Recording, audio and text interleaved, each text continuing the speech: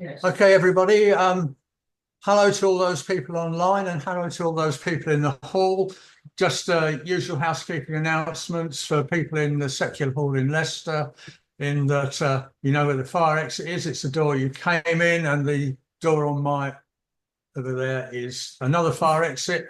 It's a toilet just outside the door you came in. There's another toilet upstairs for ladies and a toilet downstairs for gents.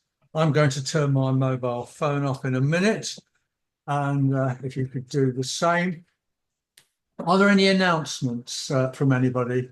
Andy's shaking his head. Just to say that we've now completed cataloguing all the books in the library, and we have George Jellis online with us, who catalogued them last in 2010. So thanks to all your work back then, George, for what you did. But we've now got a lot more books. The reason why I'm saying that is we wouldn't mind some volunteers to help take all the books off the shelves, put them in alphabetical order, and put them back on the shelves in a Dewey Decimal order. And that will be doing on Thursday, June the 12th. So you'll get a reminder about that in due course. But there'll be cake. Yeah, and there'll be cake and tea as well. So one of the things I came across on the bookshelves was a little pamphlet by a man called G.H. Foote, who wrote a little pamphlet called The Crimes of Christianity. And G.H. Foote was the first editor of the Freethinker. And I think every editor of the Freethinker has given a talk at this hall since I think the 1890s. Well, tonight we have the present editor of the Freethinker, Daniel Sharp, who we're very pleased to welcome here, albeit at the third attempt, but he finally made it. So, Daniel, are you okay and ready to start? I am indeed, and thanks very much for having me. Can you see my screen? I think you should be able to see my. Yep. I don't know how it will go in the hall, but I'm hoping that you can see it. And if Yeah, not, we can see it. yep. That's fine. Okay, yeah, well, thank you. I mean, I don't know quite how to live up to GW Foot, but I'll try my best. Um, yeah, so today I wanted to talk a little bit about the phenomenon of the new theism, which is not a phrase original to me, but it's something that I've been trying to talk about for quite some time. I think it's a very interesting, dangerous phenomenon that we've been seeing in the past few years. So what is the new theism? And here, I always like to start this sort of talk off with the words of a great poet. His name is Elon Musk, as he wrote on Twitter a couple of years ago, or last year actually. Atheism left an empty space. Secular religion took its place, but left the people in despair. Childless hedonism sans care. Maybe religion's not so bad to keep you from being sad. I think you'll agree that Shakespeare has nothing to worry about when it comes to the greatest works of poetry. But yes, that strange little poem by Elon Musk does sum up for me the new theism, which, as I've written before, I think can be defined as the rise of a new counter enlightenment that defends religion and Christianity in particular based on its social value rather than because it is true. Ed West, conservative writer, I don't think he's the one who originated the term the new theists or the new theism, but he expressed it in a way that I think that I think is the way that we should understand it now. That's So he said, the new theists argue not that religion is true, but that it is useful, and that Christianity has made the West unusually successful.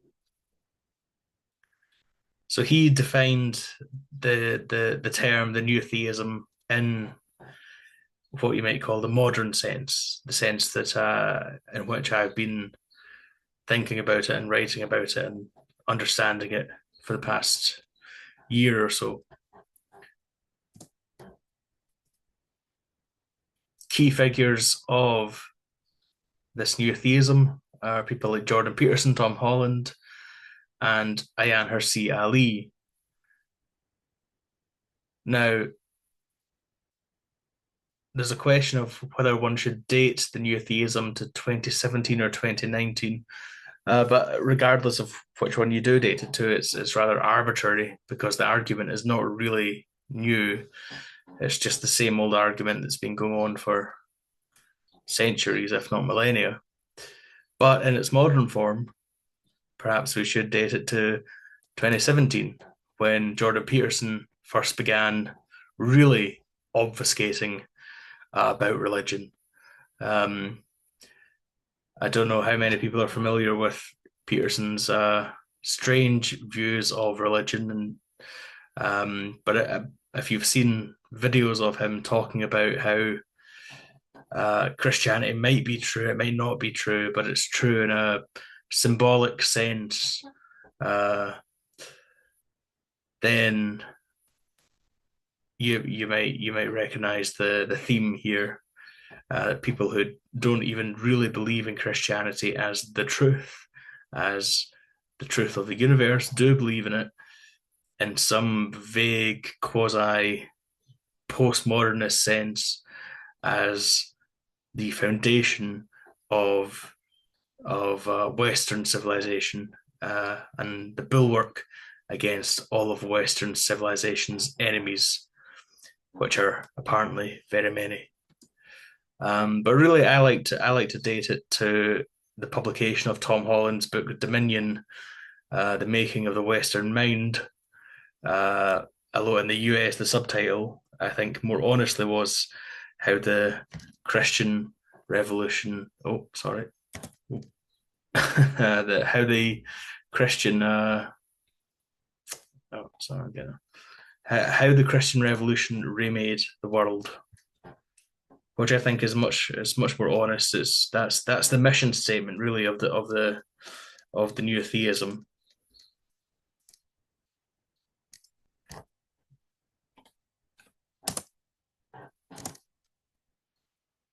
Now, West, of course, explicitly coined the term new theism in contrast to the new atheists, Christopher Hitchens and Richard Dawkins and Sam Harris and Daniel Dennett and various others who during the mid to late 2000s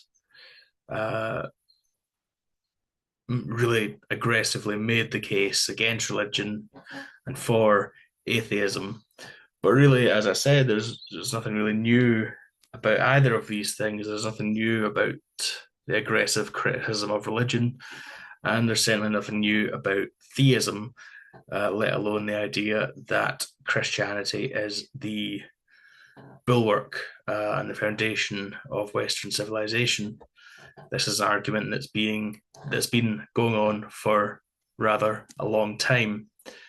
For example, the 20th century Catholic historian Christopher Dawson, according to the sympathetic writer John F. Doherty, wrote that, or rather warned Europeans and Americans that their civilization's endemic political crises were the effect of a profound spiritual crisis.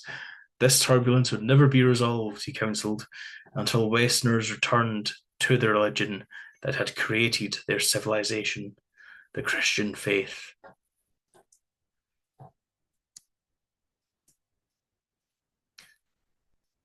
One of the most unique people who have, or rather, one of the most unique figures of the new theism is Ayaan Hirsi Ali, who most people here probably know of.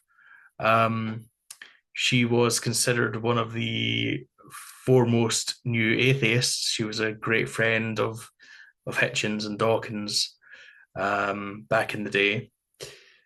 But in November 2023, she announces her conversion to Christianity.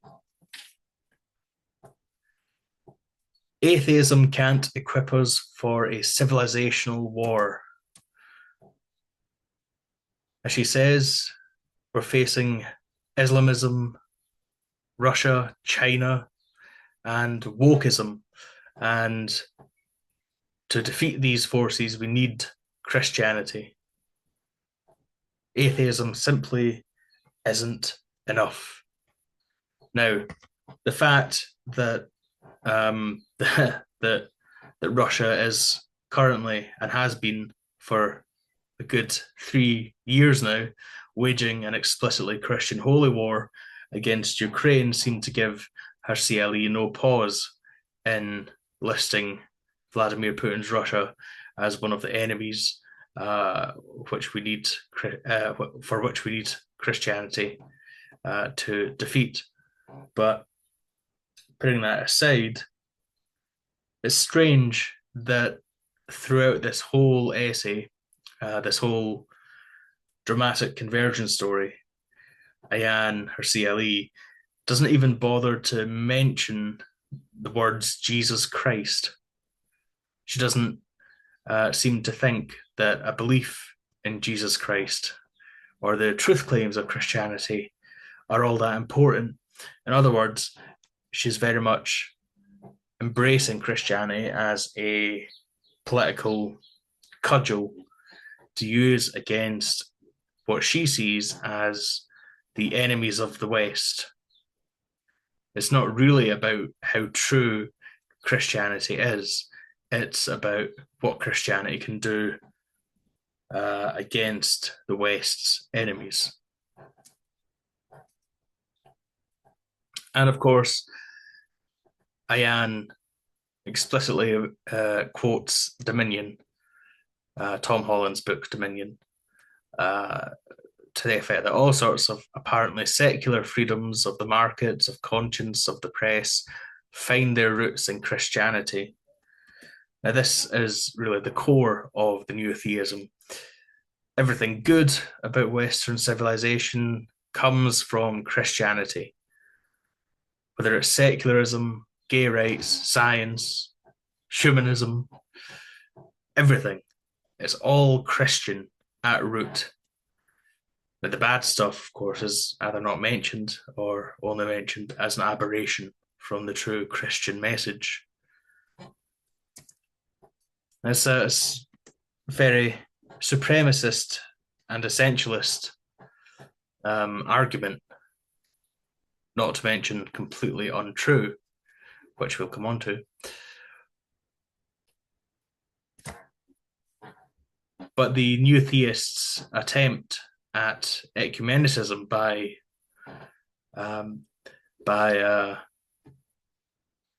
trying to invoke the quote-unquote Judeo-Christian tradition is very strange, because really they don't really care about the Judeo part. They really only care about the Christian part. It's a valiant attempt at ecumenicism, but it's completely hollow. As our CLE said, we must, quote, uphold the legacy of the Judeo-Christian tradition. And yet, all sorts of apparently secular freedoms find their roots in Christianity. Whence, then, the Judeo? It's not really about Judeo-Christian values, it's about Christian supremacy.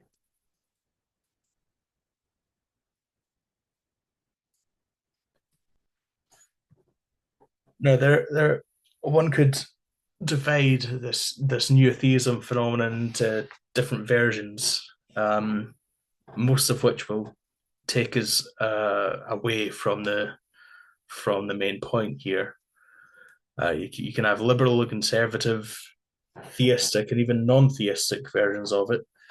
As I said, the strange thing about these latter-day champions of Christianity isn't that they actually believe, or isn't necessarily that they actually believe in Christianity and its claims, um, but that they view it as some sort of weapon or shield of the West, whatever the West is.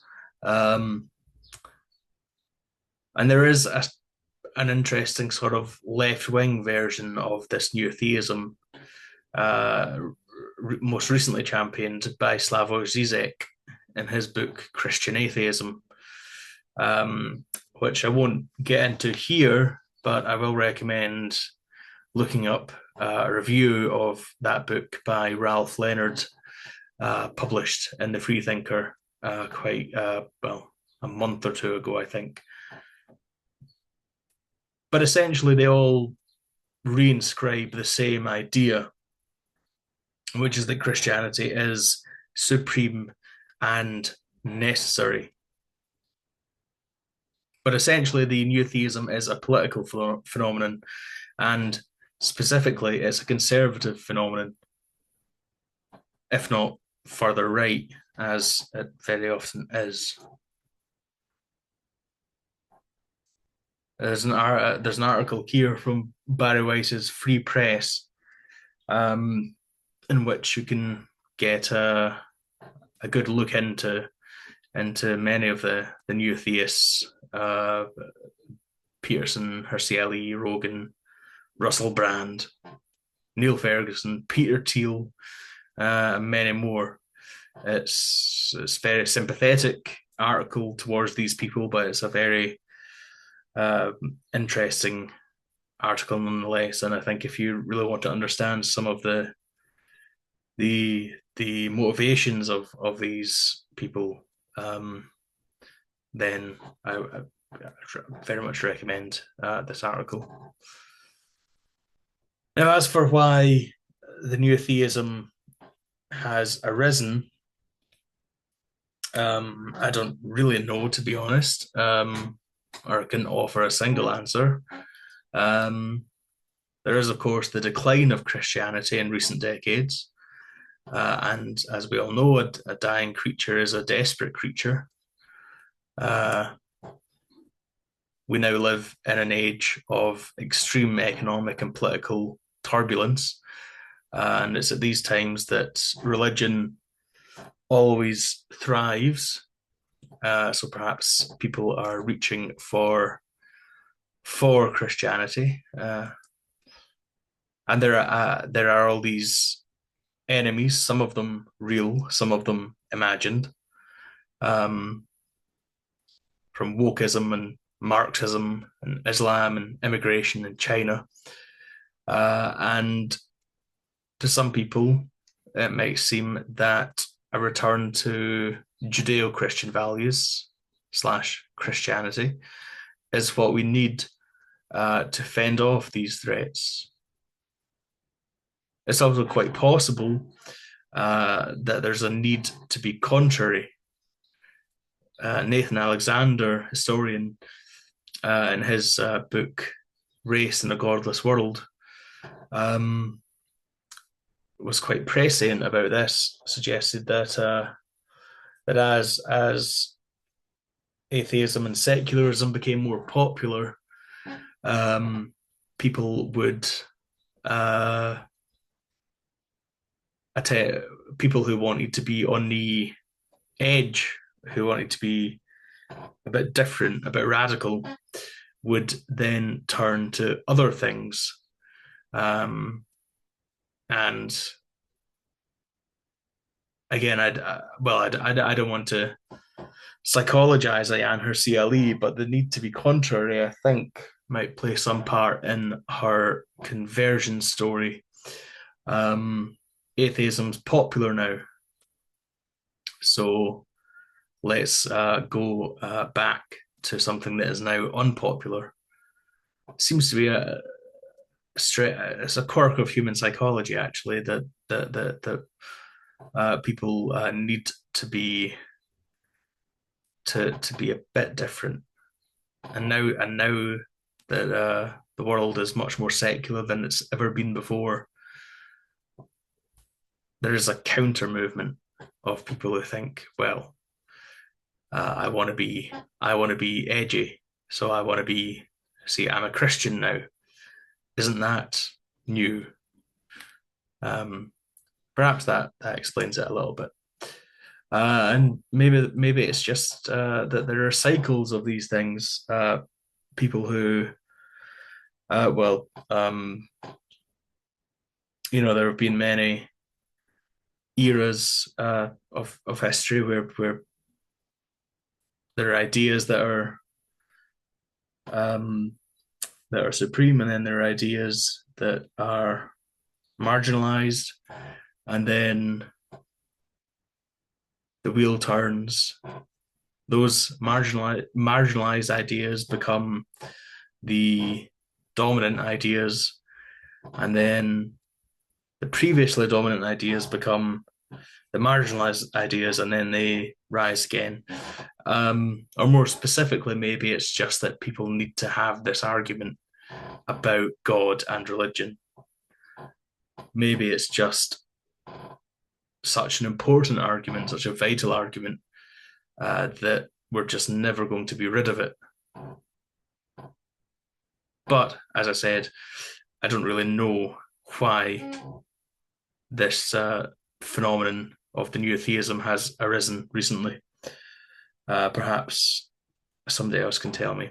But those are just some wild, fancy-free thoughts that I'm just throwing out.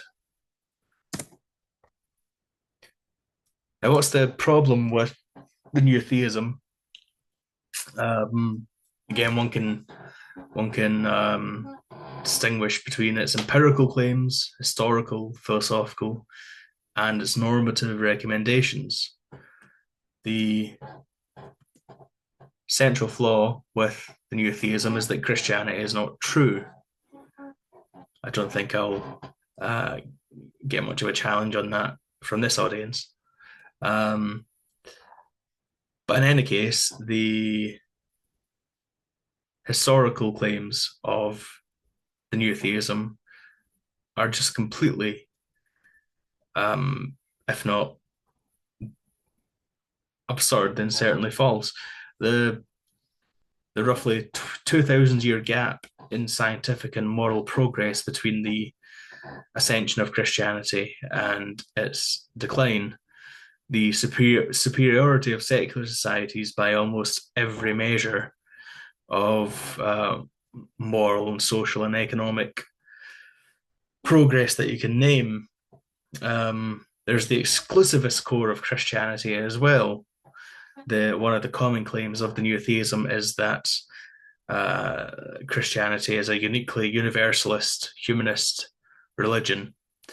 But of course it's not, because at its very heart is the idea that there are people who will be saved and people who won't be saved. You must choose Christ or you will be damned for eternity. One of the most evil ideas ever conjured up by human imagination, incidentally. There's the millennia of Christian violence. The fields of Europe are even now being soaked by Christian bloodletting.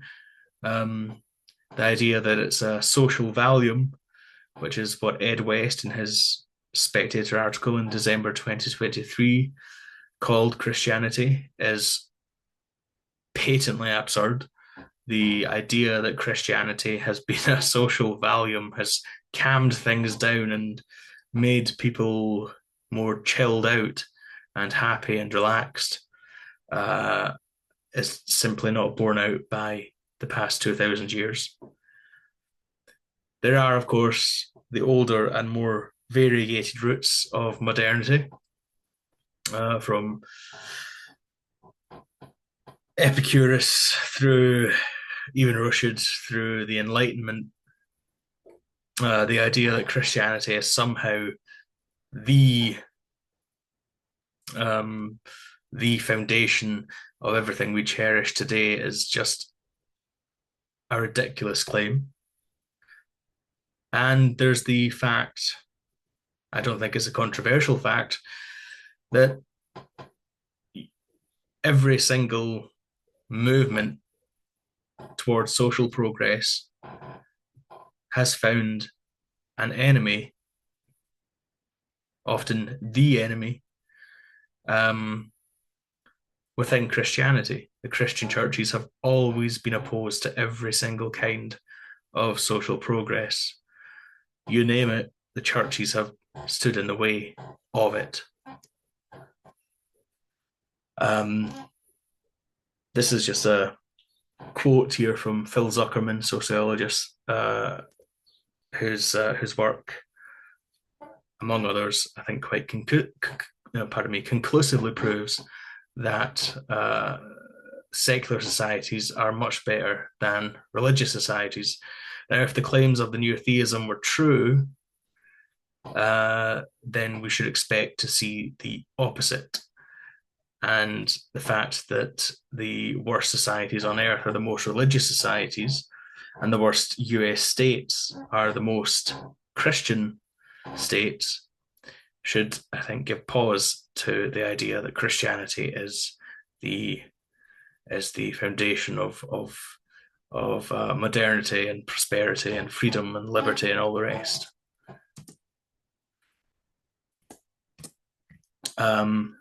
I just want to advertise here Charles Freeman, who is a historian whose many books are very, very good, and whom I interviewed for the Freethinker in November 2023.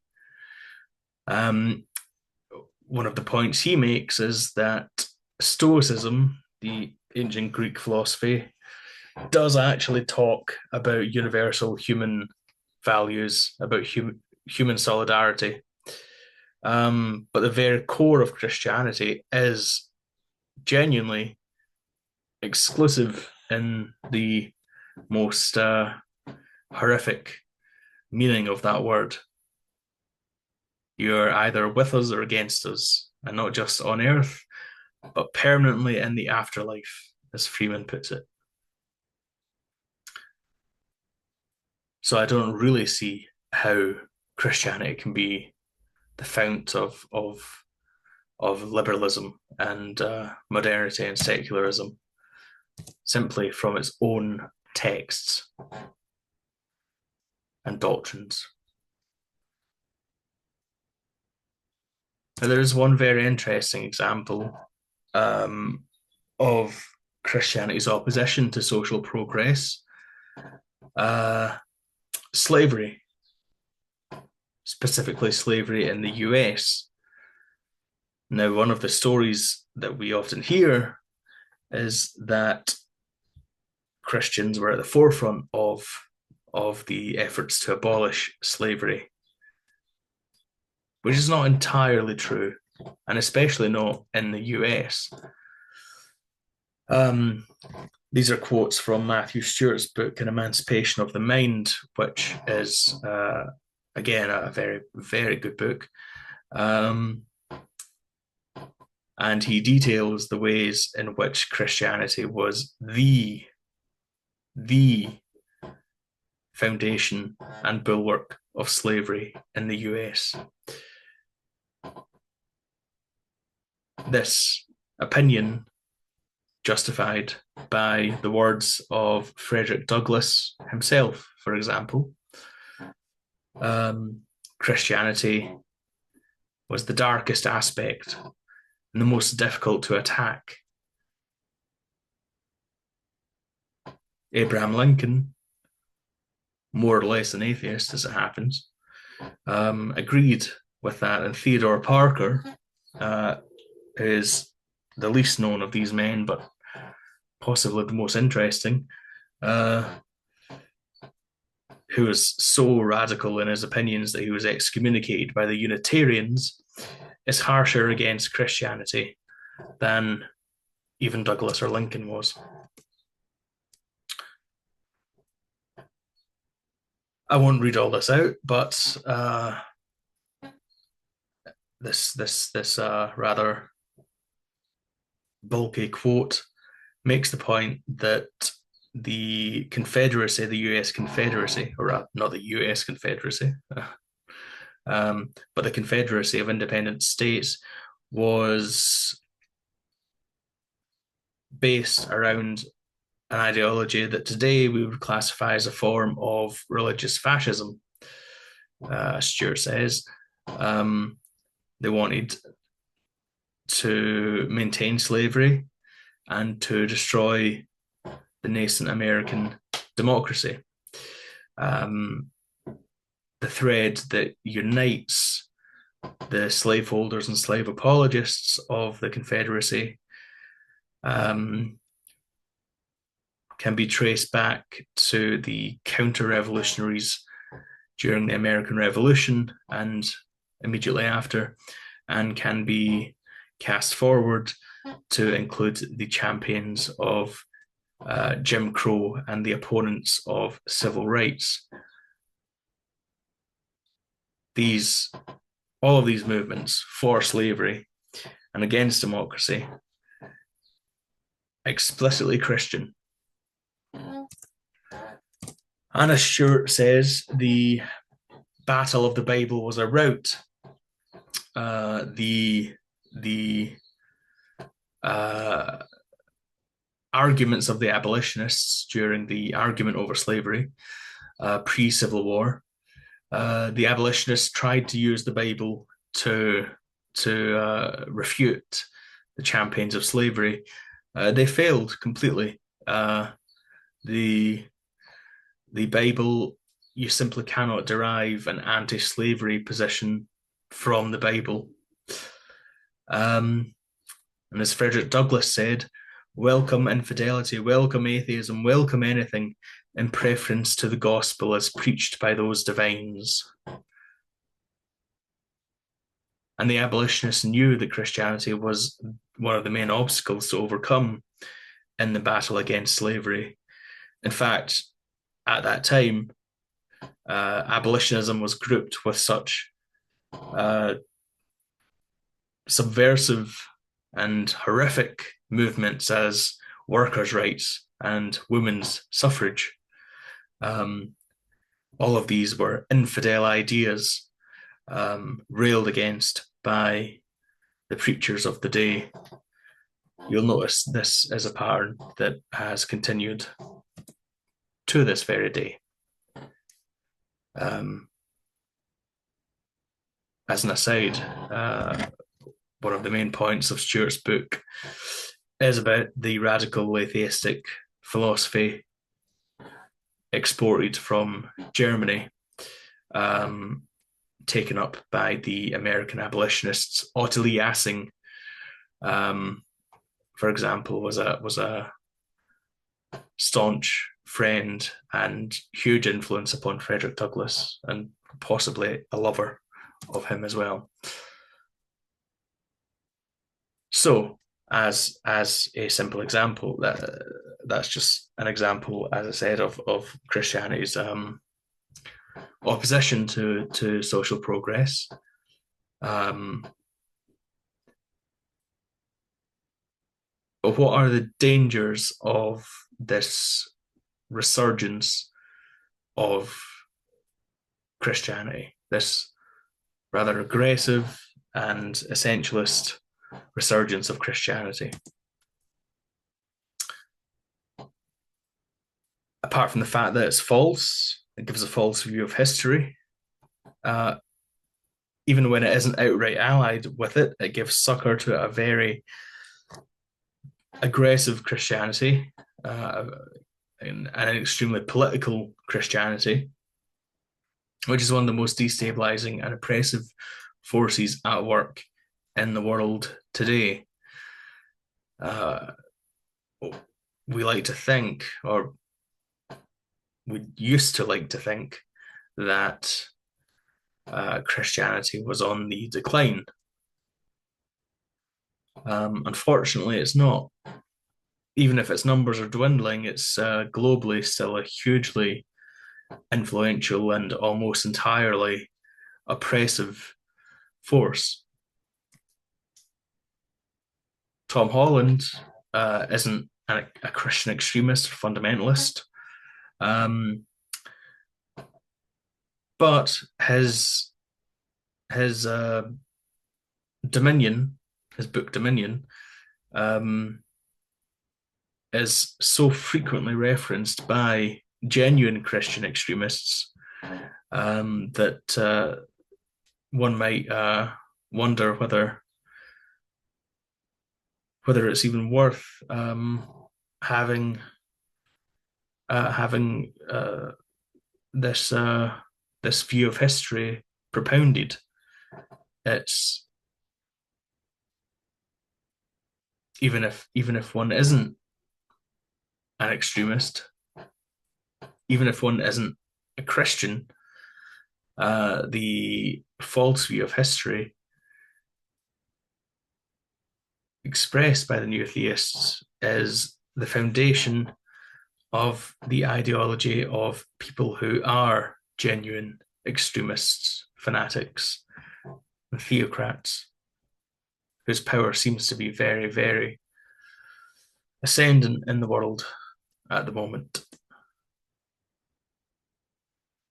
There are, for example, the National Conservative Movement. There's Viktor Orban, who, as it happens, is beloved of Christian nationalists in the US and a friend of our old pal Jordan Peterson. There is the Christian fundamentalist influence on on Uganda, where just a year or two ago the death penalty was legalized for gays in Uganda, largely because of the money and influence of Christian fundamentalists, especially American Christian fundamentalists. And there is, of course, also the Christian fundamentalist influence on the Israel-Palestine conflict. Without getting into the that particular conflict, I think the funding from American fundamentalists of West Bank settlers, for example, has not been conducive to any kind of peaceful settlement of the conflict in that region.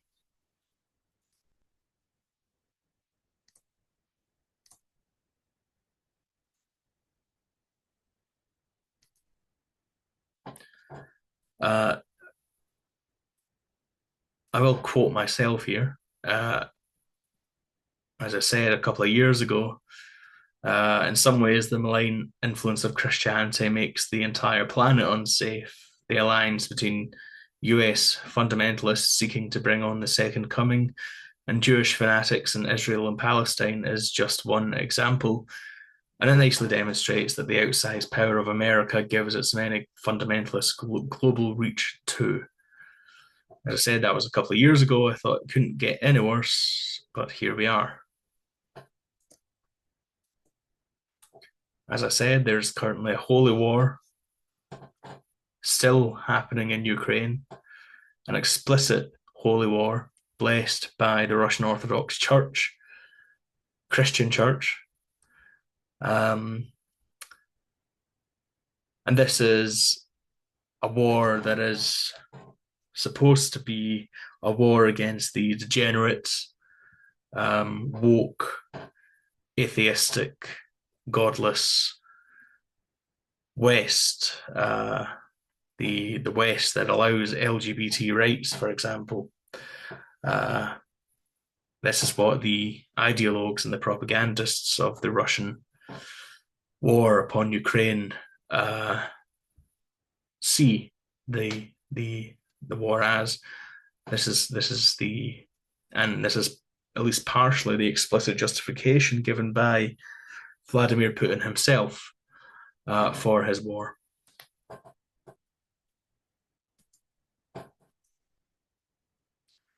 And who else agrees with this analysis? Who else agrees that that the Russian war on Ukraine is simply a war against degenerate Western wokeism. Who else but Jordan Peterson? The Russians believe that they have a moral duty, they have the highest moral duty to oppose the degenerate ideology, philosophy, theology of the West. And there's something about that that is not wrong. By the way, isn't that last sentence there astonishing? And there's something about that that is not wrong. Those are chilling words. Putin has a point about the degenerate ideology of the West. The Christian holy war upon Ukraine, there's something about that that is not wrong.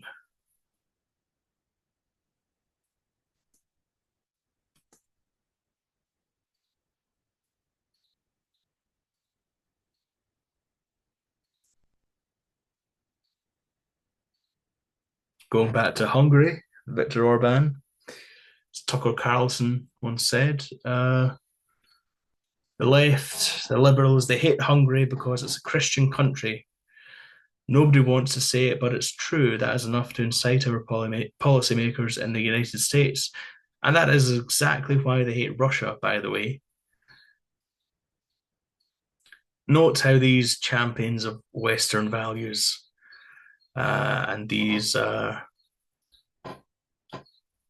alleged American patriots hate America so much. They hate the West so much because they think it is now a degenerate wasteland full of gays and atheists and wokeists and all the rest of it. They genuinely hate the US and the West in general, and yet they would claim to be its staunchest defenders.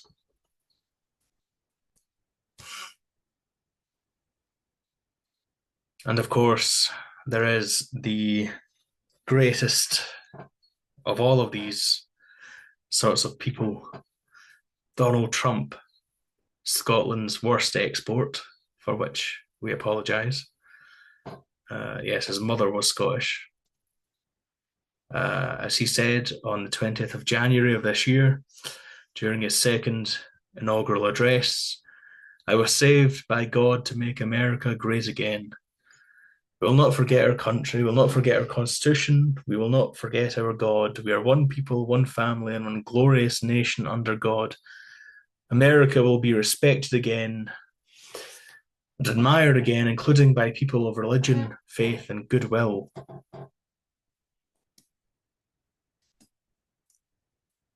And as he said a couple of weeks later, the National Prayer Breakfast, we have to bring religion back. We have to bring it back much stronger. It's one of the biggest problems that we've had over a fairly long period of time. We have to bring it back. And he has established the White House Faith Office, headed up by Paula White Cain, an insane Christian preacher, fraud. But she and Trump's a spiritual advisor.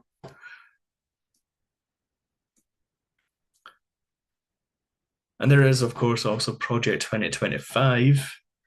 There's a description here on the screen, a quote from Jared Huffman, US representative, who I interviewed last year.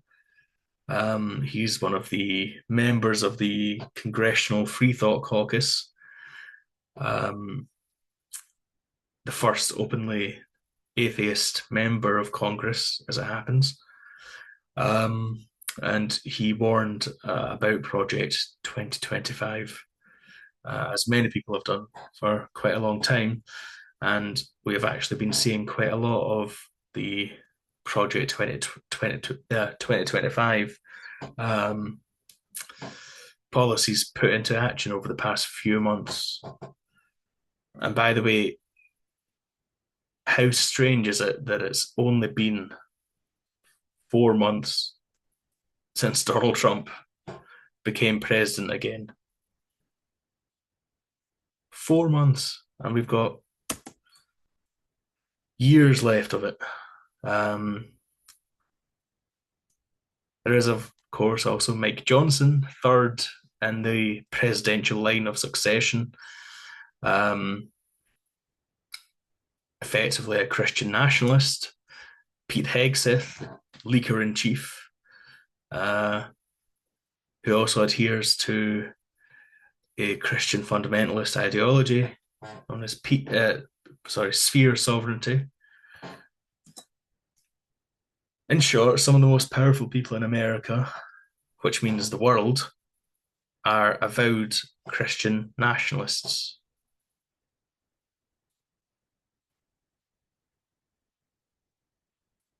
Going back a few years, the people, many of the people behind the January 6, 2021 insurrection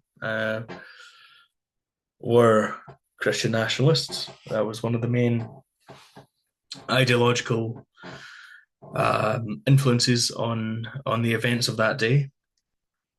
Again, these supposedly pro-American patriotic people who have completely forgotten their nation's secularist and even radically atheist beginnings, and who are now almost to a man apologists of the likes of Vladimir Putin and friends of the people who tried to overthrow the results of a free and fair democratic election. Patriots, though. They love America. Here's another example. With the gutting of US aid, at least partially on the basis, as J.D. Vance, the vice president, said, that we're sending thousands of taxpayer dollars abroad to NGOs that are dedicated to spreading atheism all over the globe. And as Andrew Clopson said, well, I mean, this is a ridiculous idea, and on the face of it, and in fact, but actually, it just means that NGOs helping humanists who are being discriminated against for their beliefs, their funding to help those people has been suspended, which means, as Copson says, their persecution and death. And that, I think, is the place upon which I will leave it. I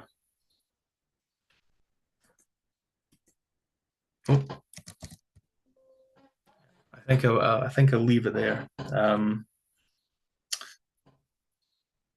There is also the point, or a few points actually earlier, that were made to me earlier by Akash Srinivas, who I think is an audience here, that this new theism is part of a new fascist international, that all across the Western world and beyond, there are alliances now of Christian fundamentalists, theocrats, who are steadily, slowly but very, very steadily eroding the foundations of secular liberal democracy.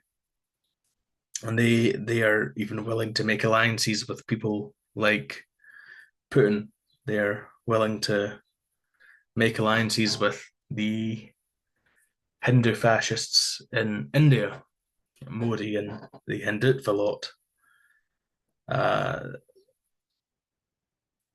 This does make me think back to the early days of the Salman Rushdie fatwa 1989, 1990s, where all of the religious leaders of the world, almost again to a man, decided to side with the Ayatollah against Salman Rushdie. Rabbis and archbishops and popes, better it seemed to them to defend monotheistic religion against infidels and secularists than to stand with a man condemned to death by a religious fascist who would also happily see them dead. That, I think, is a pattern that we're seeing once more. And yeah, I'll leave it there. I'm rambling now. Well, I have been rambling for quite a while, but yes, I'll happily stop there.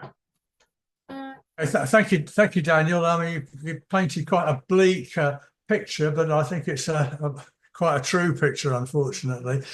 We've got people online and people in the hall, and both will want to ask questions. So it's always a little bit complicated ensuring that we, pay attention to people online and people in the hall. So if people online can indicate by putting their hands up in the usual way, and people in the hall will do likewise. We've got first question from Stephen there. I hope you can hear Daniel. You can hear Stephen's question. You drew our attention to the fact that big Christian forces oppose the abolition spirit. It's over there. The front. Oh, there, that thing you're pointing to. I'm really sorry. Yeah. Can you hear me? Yeah, I can hear. Thank you. Yeah, you drew our attention to the fact that lots of Christians oppose the abolition of slavery. But the elephant in the room, isn't it, is that slavery was abolished in a Christian country. That must have had a lot of Christian consent. Well, not really, because the Christian... Christianity was an amazing force opposing all progress. They would still have slavery in Tennessee, wouldn't they? Well, but who were the main enemies of the abolition of slavery in the US? And who were defining who were the infidels? Who were the extremists and radicals and infidels who were accused of being unchristian? The abolitionists. In fact, there had to be a very bloody and very long war against the forces of interest. Yes, that's right.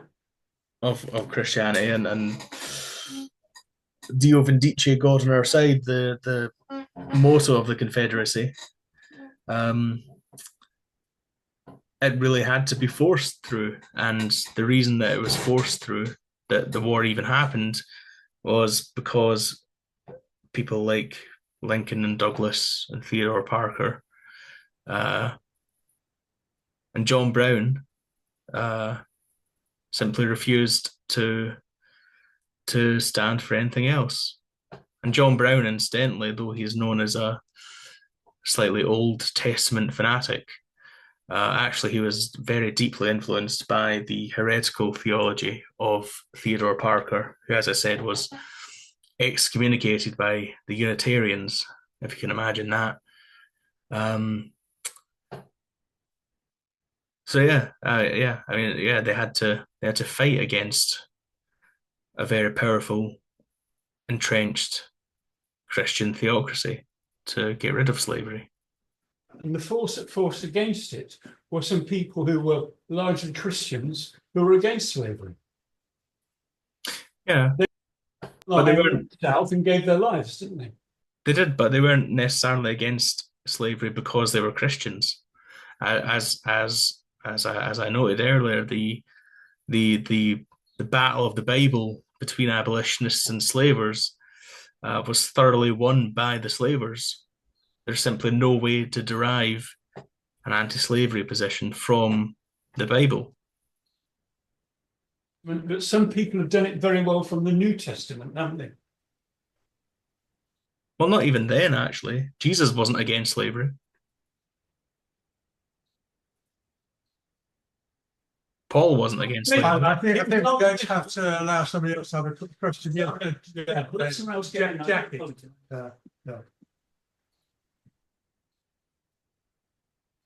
can you hear me? Can you hear me? Yeah.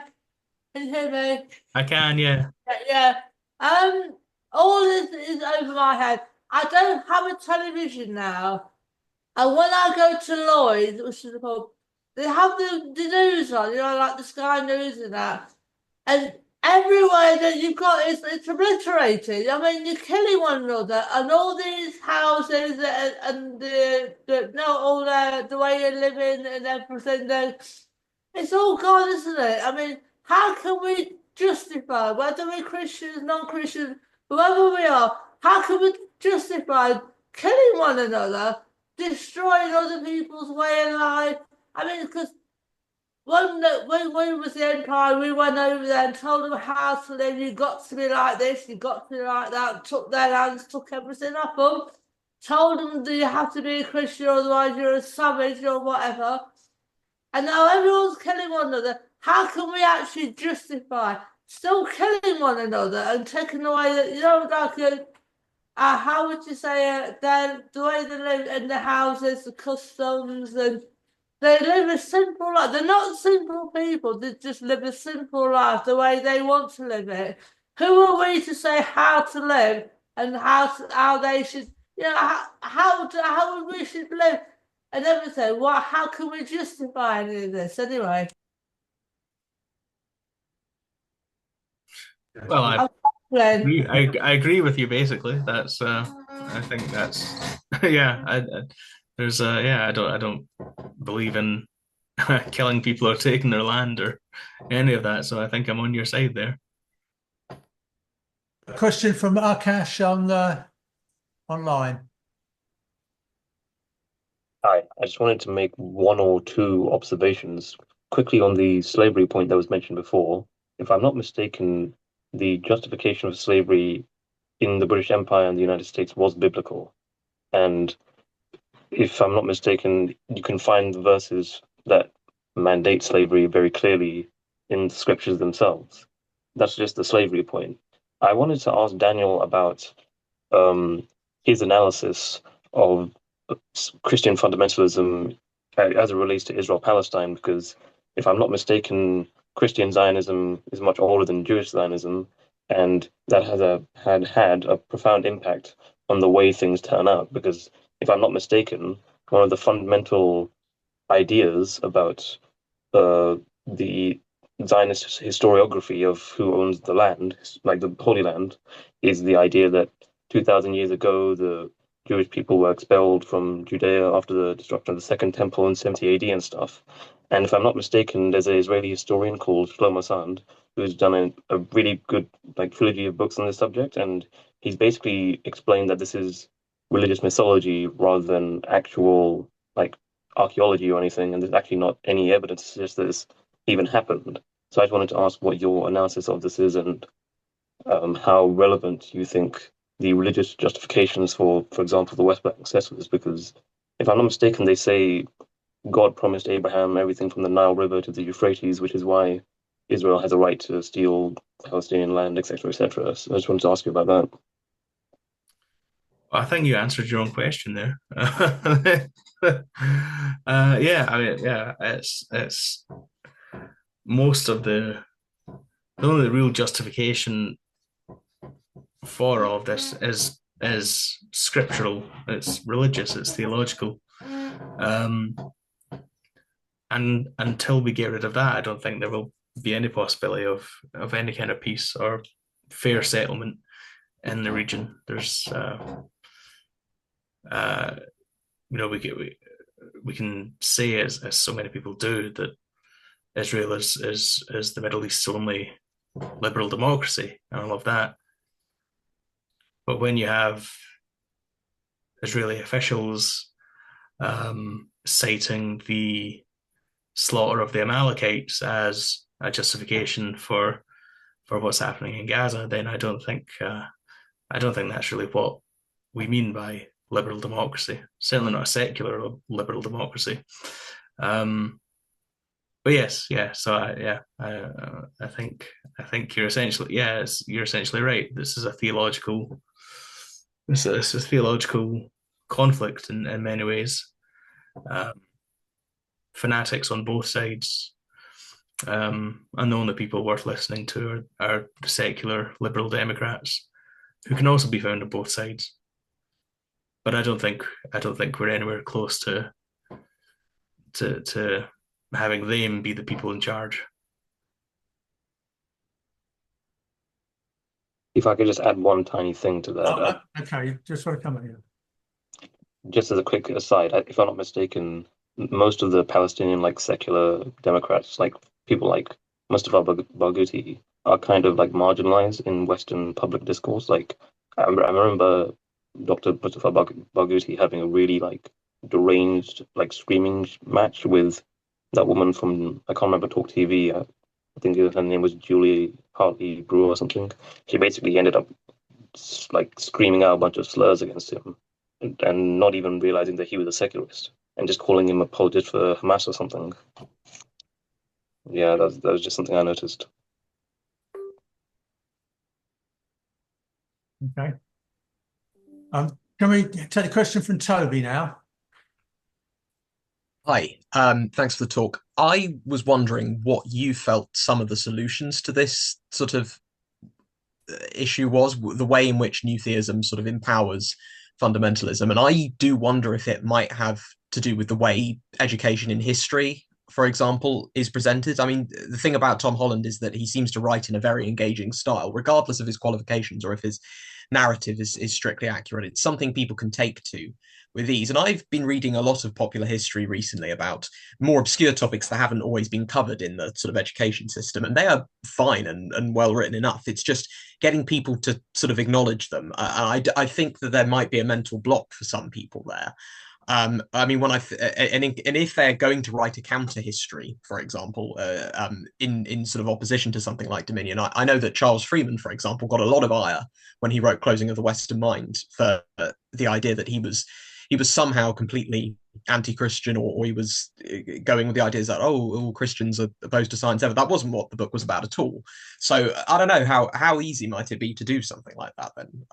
I suppose. So do you have any thoughts on that? You tell me. I don't really know. Well, actually, I think in many ways, although Freeman's books aren't explicitly geared against Dominion, they do provide a very interesting counterpoint to Dominion. For example, a more recent book of his called The Reopening of the Western Mind, which I actually happen to have here, does provide a very interesting counterpoint, even though it doesn't. I mean, it does mention Dominion at the end, I think, but its narrative and arguments present a very different story to the one that Holland presents, and I think that the best thing to do really is to read these different perspectives and to come to your own conclusion. And as it happens, I think that the conclusions of Charles Freeman and people like him are much more convincing than the conclusions of people like Tom Holland.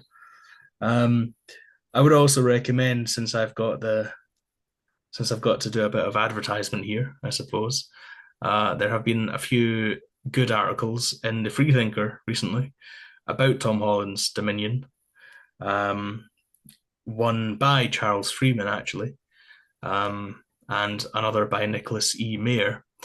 Reviews of Dominion, a few years late, mind you, but both, I think, very good and worth reading, if I do say so myself. I didn't write them, but of course I published them. So I would recommend those articles. And as for if anyone wants to write a counter history to Dominion, then I say all power to them. But I think, as I said, it kind of already exists. in the works of Charles Freeman, for example. I don't think you need an explicit anti-Holland book to refute his thesis. If I may add one small point to that, one author who I think would have done exceptionally well on that element if he was still with us would have been the ex-Pentecostal biblical scholar Hector Avalos. His work, he also wrote a book that I'm reading at the moment on slavery and the use of biblical apologetics. And he sort of goes through how that usually it's insincere. The only issue, apart from the fact that he's no longer with us, really, is that he seemed, as far as I can tell, to write books mostly for an academic audience. I mean, if you're interested enough in the topic, I think you can follow it well enough, but he certainly doesn't have the sort of popularist, I don't want to say populist, but I think you know what I mean, style of someone like Tom Holland, who I think read English or something similar at university. And so whatever else you say about him, he knows how to write. But yeah, that's just one example. No, yeah, completely agreed. Yeah, Tom Holland's a great writer. And I do slightly something that annoys me actually about some of the people who oppose Holland is that they'll say, "Oh, you're not qualified to write these books, to make these arguments, to write this history." I think that's a very poor argument to make in response to him, for a start, but also very ungenerous. He's a very good writer, very knowledgeable, and very smart man. So I think he deserves to be taken seriously, if for no other reason, anyway, than the fact that he has been so influential. But yeah, you can enjoy Tom Holland whether you like him or not. He's a very good writer. In fact, again, not deliberately, but I happen to have Dominion just down here on the bottom bookshelf here. I haven't positioned these things deliberately, but he's well worth reading. And I just noticed in the chat there, I think I think you said his definition of important thinkers includes Brand, Rogan, and Teal. I think his definition meant my definition. I wasn't saying they're important thinkers in any positive way. I mean, they're influential. That was the point I was trying to make. But yeah. No, that's okay. I get it. That's great now. Hello, can you hear me? Yeah, can you hear me? Yeah. Okay. Interesting talk. Yeah, it got me thinking about the word belief. We're boiling down here the word belief. That's what we're talking about. If we're boiling it down, without all the writing about this and famous writers about this, boiling it down to belief. There's a saying: believers and non-believers are all believers. One believes in God is something, one believes God is nothing. We're all believers. Yeah, so we're all believers. So we can't divide it that way. William Blake did say politics and religion is the same thing. Again, they're playing at a game of belief and getting in there, So belief becomes a word of control. Belief has got a lie written in the middle of it. It's all a lie. It's all about control, So if we're trying to get these two things together, the secular world coming together with the religious world, the political world, through power, because a lot of people are now, I would say, I don't know if you agree with this, belief is on the decline, which is actually a good thing. You can argue that it's on the increase here and there, but it's actually on the decline in the world. People are not trusting anymore. Trust and belief is a very similar word. They're not trusting anymore. So to bring them together, I came to a meeting here about a year ago about what secularism is. And I asked a question, I said, what's secularism say about spirituality? And they said, we've got no problem with spirituality. We're just against organized religion. So it's spirituality. We need to know what that is. This is my question to you, really. And have you looked into it? You need to know what spirituality is. Yeah, there's no problem with that. We should all know what it is, what's going on inside, find truth within ourselves, you know.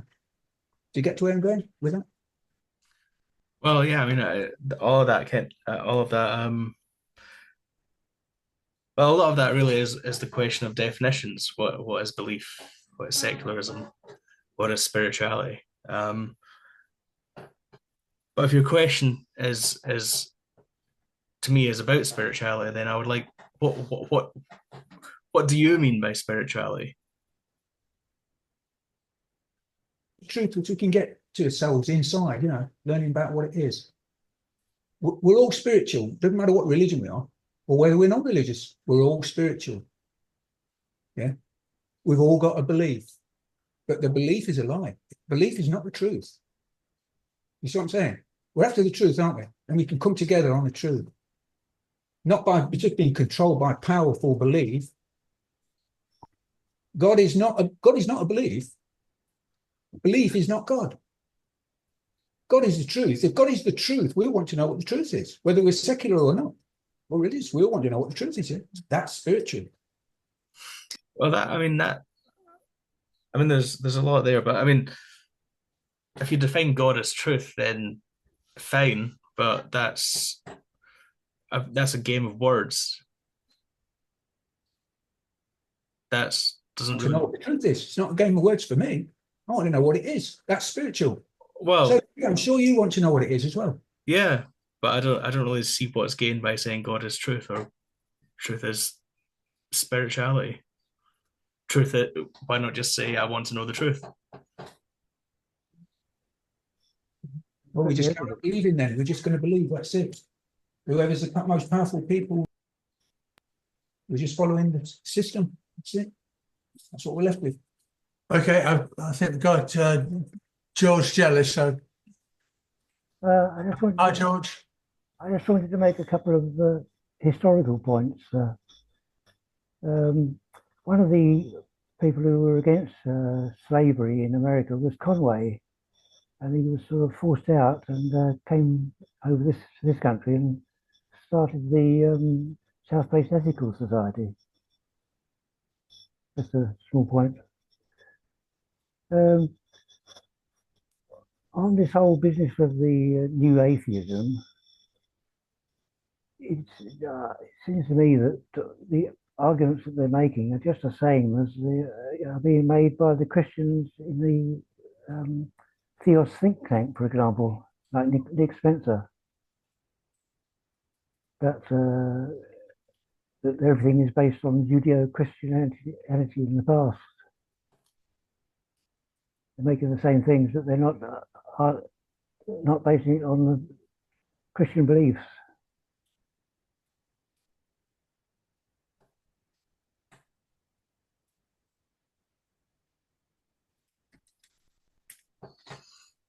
Yeah, I think that.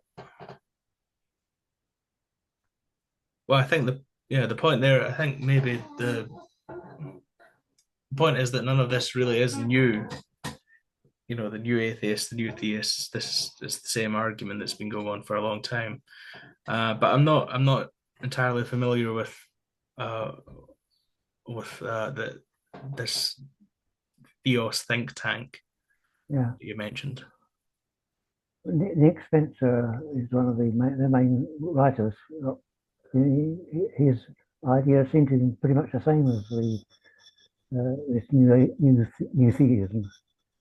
But of course, he's a believer in Christianity, whereas these other people are not really believers, are they?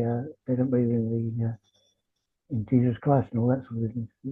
The creed. They just I don't quite get where they're coming from. Yeah. No, I think it's a point that Matthew Stewart made. It's very good. Is if you're a new theist and you believe that religion is important and vital to Western civilization, but you don't believe in it and you think that actually Christianity is not true, then essentially what you're saying is there are better reasons to uphold these civilizational ideals, and those happen to be the true reasons. So in that case, why are we even bothering with trying to champion false belief systems such as Christianity? What is to be gained by that, except to lie to people when there are better, just as valid, more valid reasons for upholding the same thing? It's The attitude these days seems to be that you can believe in things just because you believe in them. You don't have to have any evidence. Well, don't bring us back to belief. The the question of belief. Yeah. Yeah, I think we've got Akash, is it? Yes, got your hand up again. And I think that's going to have to be our last question because the tea is on its way. Yeah. I just had a question about the previous question, actually. I'm not sure if George meant that the new atheists believe that the history of Western civilization actually was founded on Judeo-Christian principles or not. I'm not sure if I understood George's question. I was actually asking for a clarification about that. That's what Nick Spencer believes. I think Theos think that they're a Christian organisation, and they argue that all the good things come from Christianity. The new atheists don't think that, do they? Or That's the new theists. oh, right. Sorry. Okay, I misunderstood your question. Sorry. The old theists, really. But they're just the same, have the same beliefs.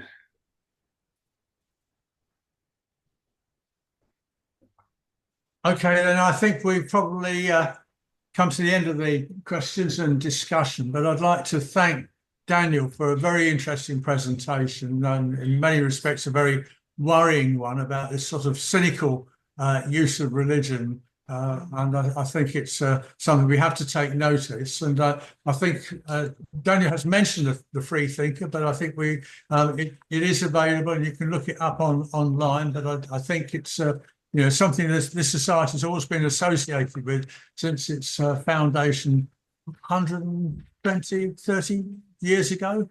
So can we thank Daniel for his presentation?